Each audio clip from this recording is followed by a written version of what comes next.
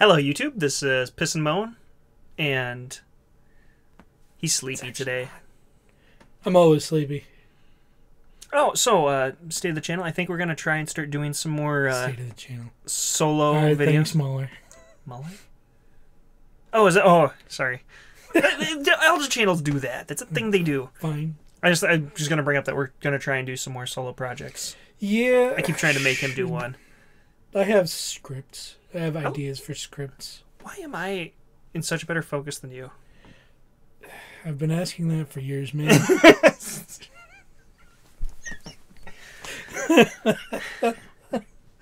You just look blurry. So, besides that, we're going to talk about Captain Marvel today. We went and saw it a week ago? That's yeah, Tuesday. Just a week. Yeah, actually, exactly a week ago. Yeah. Now that It's you a good time in it. it. Captain Marvel felt incredibly average. The movie was pretty good, and a lot of the acting was really good, but I really didn't like the acting and character that they did for Captain Marvel proper. Just felt kind of all over the place. Half snarky, half super serious, and it was fine. It was a movie. I mean, I was okay with it right up until they tried to start being clever at the end, and I was interested in some of the meta stuff they did. I want to talk to you about what you mean by the clever at the end, because I think the overall plot twist I thought was pretty good. Yes, the plot twist I thought was good. It was a lot of the gestures I was making at the screen in the theater. I was in the same boat as you. Like, we'll talk about that in spoilers. There's a couple of those spots that were so obvious. But the supporting cast in this movie was fantastic. I thought Samuel L. Jackson did a great job. Well, he always does a great job. The Skrull actor I thought was really good. Ben All the Mendelsohn. Skrull actors were really good. If you could tell them apart. Yeah, it was hard to tell the actual Skrulls apart that much. Also, the mentor, I don't know his name, but he was really good too. Jude Law. I think most of the others of their brigade were a little too... Watson from the Sherlock Holmes movie. Yeah. The rest of the that squad weren't exactly like they were just kind of there. Yeah, they didn't have characters. They were there for something to fight later. Yes. I don't even know what to say about this movie. It was just so incredibly average. If this is what's meant to carry Marvel into the next generation of films, I mean, there's not enough interest. No. I do think that this has set up a decent character for use in Endgame. I'm really excited to see what I forget who the director is that did the first part, but I don't even know if he's doing the second part. I hope he is, because he did a good job with the first Brothers. one. I think with this character brought into the rest of the Marvel Universe could do really well. I'd love to see her bouncing off Tony and Captain America, which is like basically the two of them combined to make her. She's Marvel Superman. Yeah. It sounds like in the comics she wasn't very popular. Like, she wasn't a huge pivotal character, and I don't know why they took her to focus so much as to be the... They needed someone, though, because Iron Man, Captain America, and Thor are all kind of like at the ends of their contracts. They're trying to kind of get out. All the AT heroes are done. So now they're trying to move into another set of cast. Although, to be fair, no one cared about the Guardians of the Galaxy. Yeah, like, no one cared about Ant-Man. And that did surprisingly well. Like, Black Panther did crazy good. I didn't realize how good till I looked at the actual sales. Almost missed Force Awakens for It sales. is the most profitable Marvel movie. It beats out Infinity War.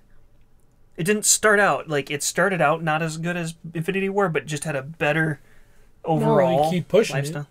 It. I mean, it stayed in theaters for ages. It is one of the better Marvel movies too. I think that's justified outside of that one stupid scene.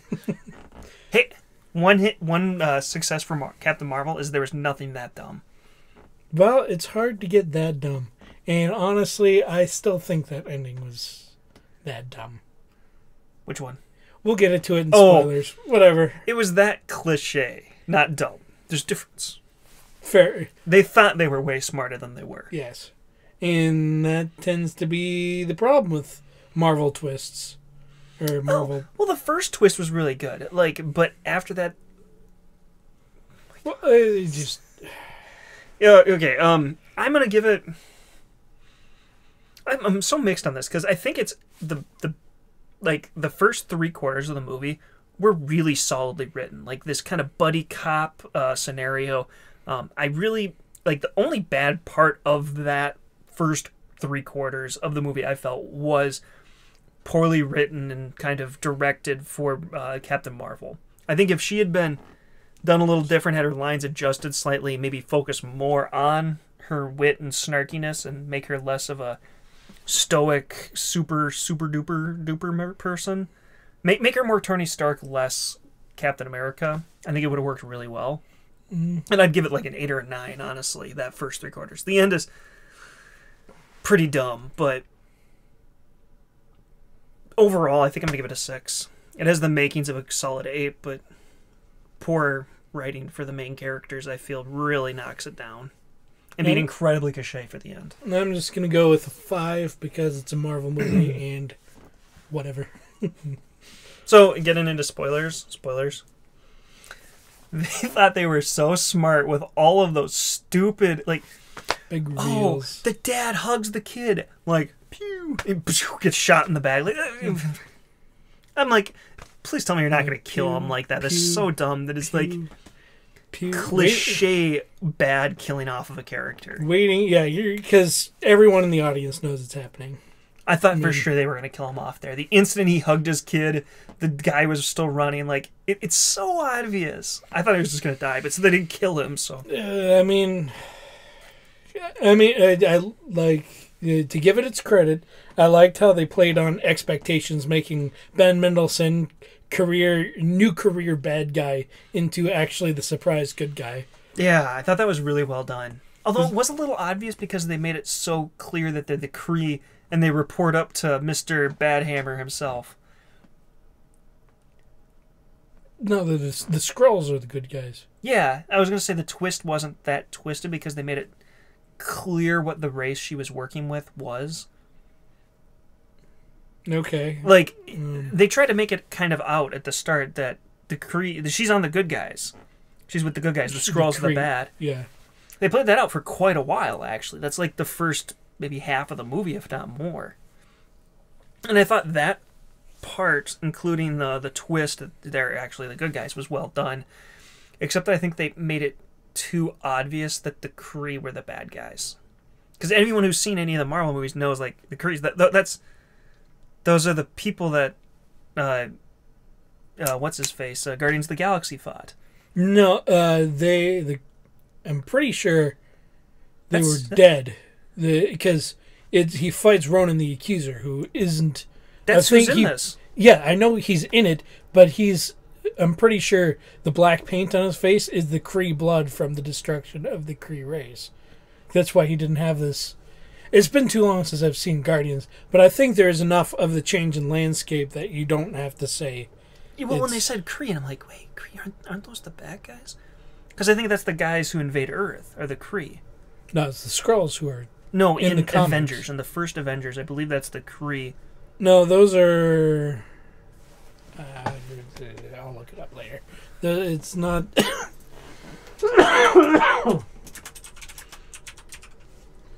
It's something else completely unrelated, I think. Chitauri. Oh, you're right. It's not the Kree. Because I was really mixed on do the Kree not share a common genetic code? How does she mistake herself for being Kree when her Kree allies are blue and... Well, it's a conglomerate of different races, I think, for the most part. I don't know. They didn't explain it very well. And they didn't make it clear why the Kree were the bad guys. Because they're the bad guys. They're on conquest. They're too big. I wish they had explored that a little more because it seemed kind of out of place. Because the Kree themselves seemed good, her team seemed good, and honestly, like outside of the main character or the main bad guy, like why would her teammates think she's bad other than she's helping the Skrull? Like they hadn't really clearly established why and how the bad guys were bad outside that they're killing the Skrulls, who are clearly engaging in guerrilla warfare against the Kree. Well, it's a very small group engaging in guerrilla warfare. And it's not... Actually, I don't think they're engaging. I think they're being engaged. Because mostly they're trying to hide. It didn't seem that way at the start of the film. Because, like, they set a trap for them. No, they didn't. Well, yes. They did set the trap because they wanted to find the light speed drive to get them away from people. I mean... Which actually wasn't what they were trying to do. They were trying to find... the ship that had their families on it, and they weren't.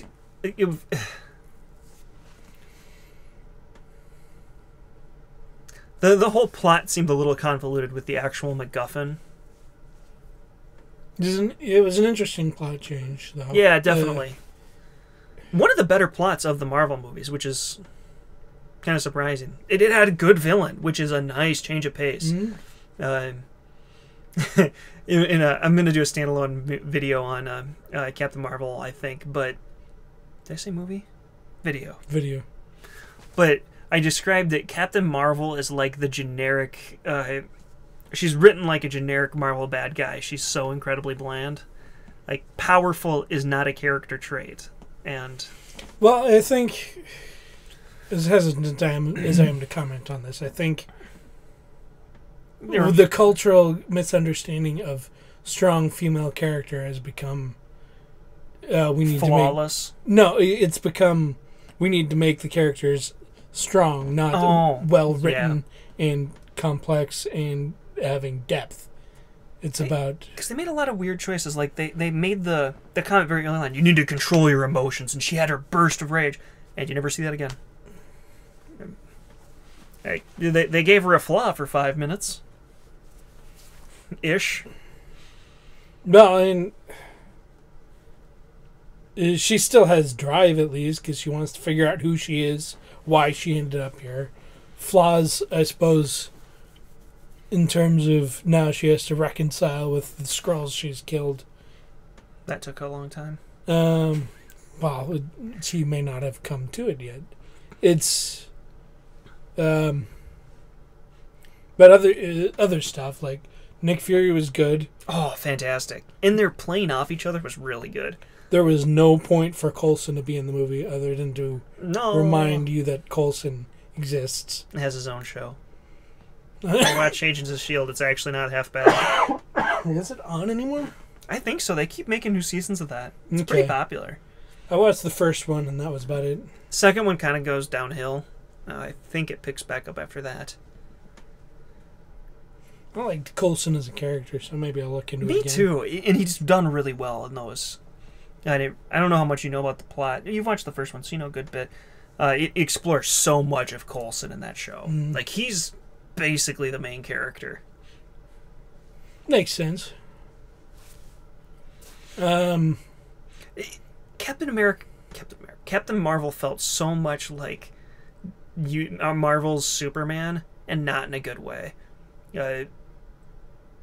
Being powerful for powerful's sake tends to create more issues for your universe than it solves.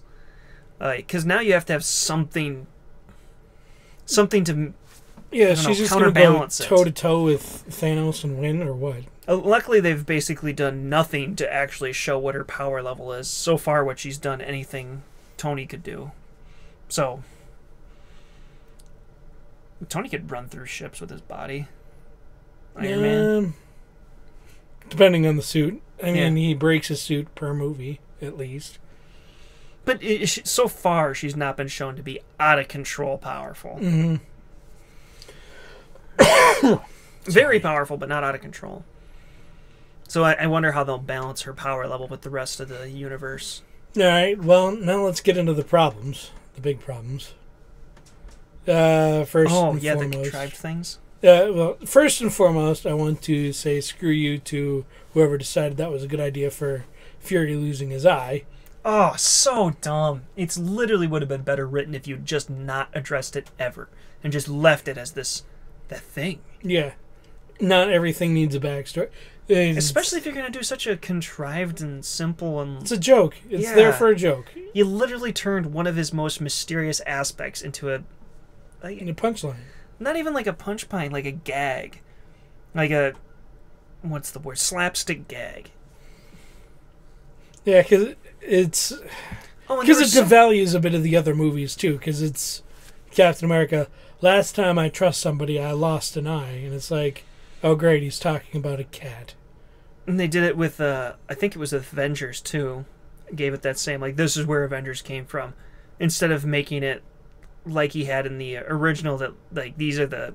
In Avengers, they address where Avengers comes from with, we sure as heck will avenge it. Mm-hmm. Like, I liked that. This, I felt, retroactively softened that.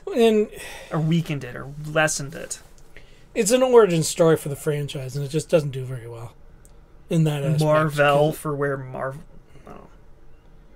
Oh. Because they did nothing to enhance Coulson. They did... I don't even know if he had any lines. He had a few. I mean, he was there, but he was there to let you know he was there. Because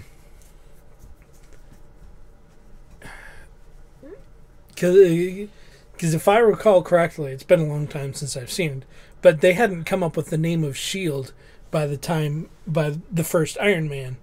And now they've gone back in time to say S.H.I.E.L.D.'s been around since World War II. Oh, yeah. And they're not very good at keeping it consistent. And most people won't care. And they're still better than on J.K. Rowling.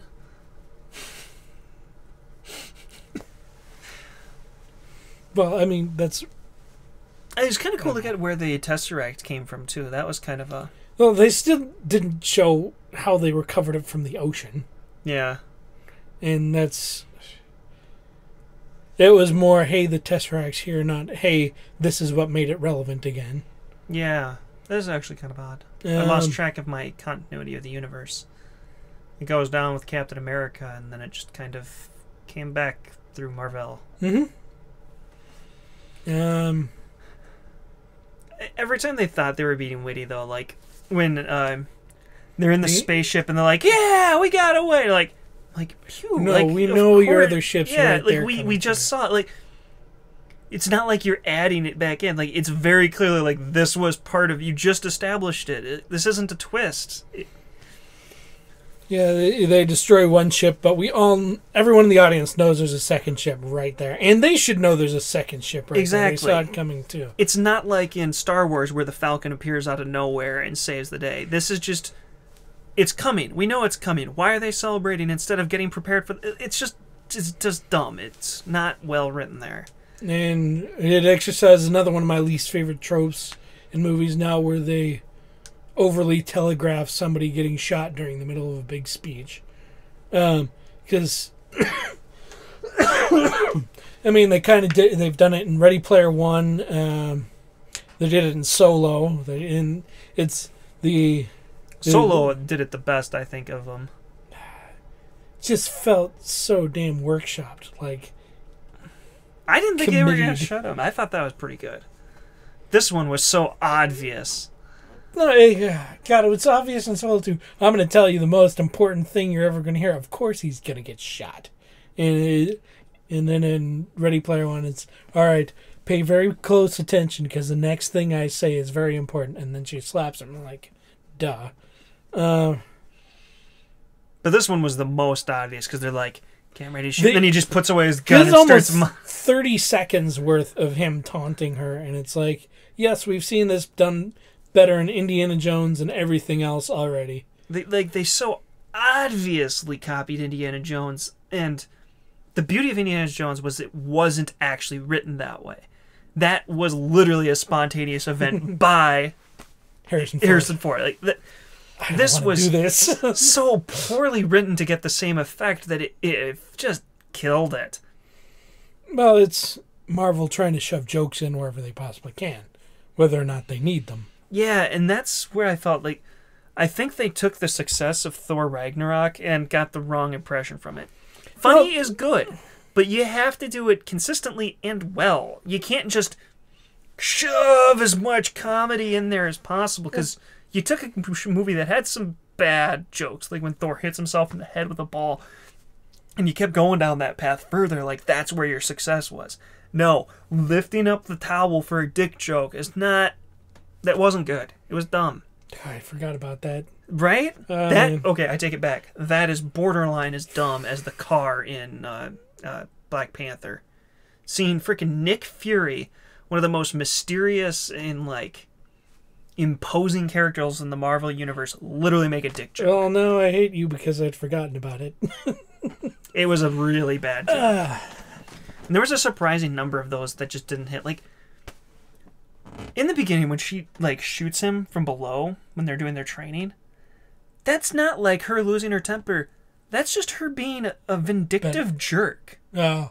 Like, this is her mentor who's teaching her and instructing her and helping her learn to be a better fighter. She just blasts him in the chest in the middle of their unarmed combat training.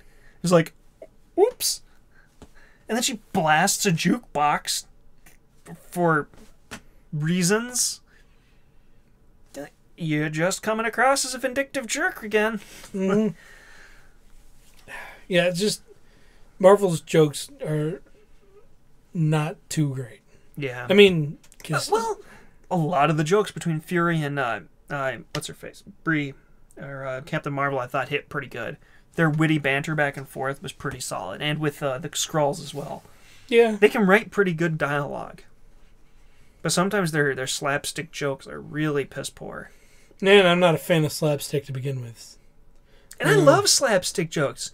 Freaking Monty Python and the Holy Grail and the Dismembered Knight.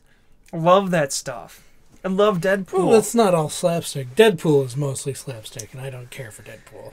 There's as a lot the of channel knows. So I love slapstick, but you got to do it well. You can't just throw dick jokes and throw balls at people's heads and say, "Ah, we're funny and witty." Like, it doesn't fit well in your movie. Jokes are better untelegraphed, too. Like, think of Thor versus Hulk in the first Avengers. That's a fantastic slapstick comedy. Or when Thor... Well, it's not entirely comedy, either. It's... The only real comedy moment is when he punches him right at the end. Yeah, the Thor... And that was great. Yeah, because that's... Perfectly executed slapstick comedy. It's not telegraphed. It's perfectly in character. And that's the point, is it has to make sense in context. Yeah. It doesn't make sense in context for them to do a dick joke. Yeah, it's so out of character for Fury. Or for Captain Marvel to just blast some poor schlub's establishment. This is the character we're supposed to be rooting for. She just trashed this dude's bar. One of the parts during the movie, I just turned to him in the movie and go, "Are we the baddies?"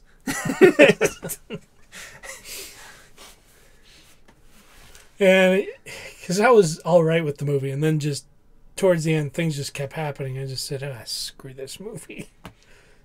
Yeah, they definitely thought they were being way wittier than they were. You can't just literally copy the wit of other movies and just do it half-heartedly and expect to get the same results. I don't know. Because it all worked so well in Into the Spider-Verse. Yeah. Oh, man.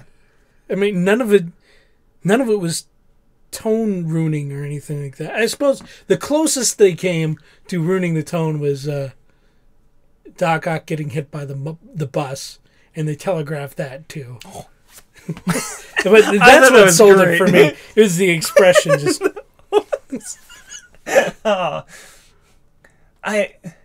when I was evaluating this, I was thinking like, she's kind of like Captain America. She's kind of like Superman. She's kind of like Iron Man. She's like a lot of these characters. You know who she's most like? She's most like Spider-Man in actual character writing. Well, I mean, quirky, jokey character is Marvel's standard character. Yeah, but... So, Star-Lord. A lot of them do it Freaking through Drax. stupidness, though. Like, Drax is just a dumb funny. So is Star-Lord, honestly. This is witty, snarky, smartassery. And it's kind of where Tony's at, but with less cynicism. Okay, That's why maybe. I thought she was like a lot like Spider-Man, except super serious also. And that's what I didn't get. It's such jarring tone. Yeah, the tone in this movie was super weird. As it is for most Marvel movies. Because you've got freaking Guardians of the Galaxy 2, where Star-Lord's finding out his mother was murdered by his father, and his father turns into David Hasselhoff. And I'm just like, why? You don't need to do that, Marvel. Because it takes you right out of the damn moment. It's sacrificing emotional impact for a punchline.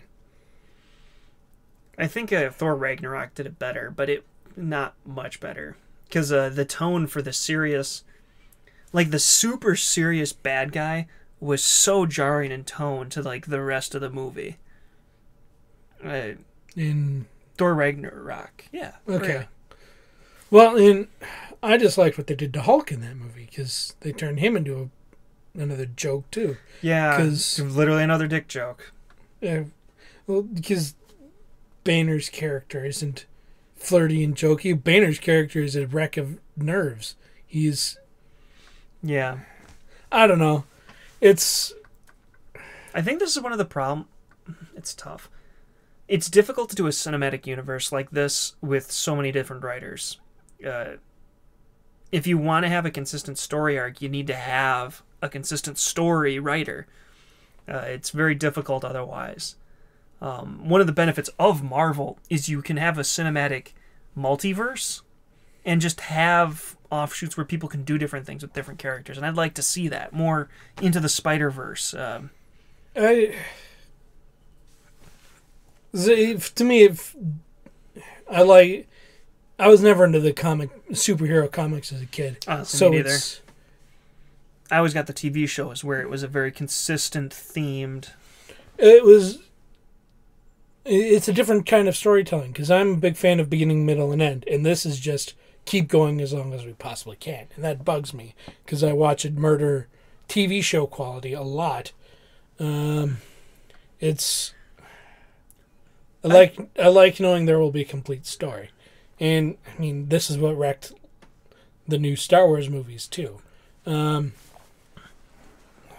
it's weird because you can do a contained, full-fledged beginning, middle, and end well, like Avengers. That movie did a very good. And a lot of the Marvel movies standalones do decently at it, but some of them leave so much open at the end. I don't know. Well, so much of them are just they Filler? feel like TV show episodes where you're waiting for the season finale for everything to actually conclude. Yeah. Which is why I think I'm out after Endgame.